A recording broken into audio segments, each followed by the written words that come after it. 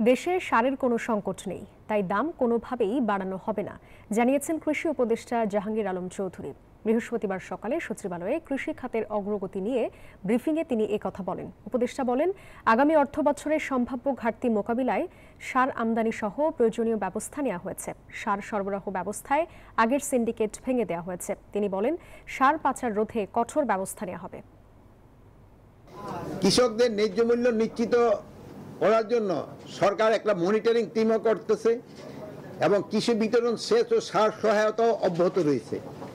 অনেক খাকে বলে যে সারের মূল্য বৃদ্ধি, সারের কোনো ধরনের কোথাও দাম বাড়ানো হয় নাই। ভবিষ্যতে আমরা কৃষিকে আরও টেকসই এবং রপ্তানিমুখী করতে চাই। নিরাপদ ও পুষ্টিকর খাদ্য উৎপাদন, কৃষি প্রযুক্তি উদ্ভাবন, জলবায়ু পরিবর্তন, সহনশীল কৃষি ব্যবস্থা এবং কৃষকদের আয় বৃদ্ধি আমাদের প্রধান লক্ষ্য। বান্ডেল থাকলে প্রতি সেনমানিতে টাকা বাঁচবে। বিকাশ সেনমানি বান্ডেল কিনে জিতুন প্রতি লেনদেনে।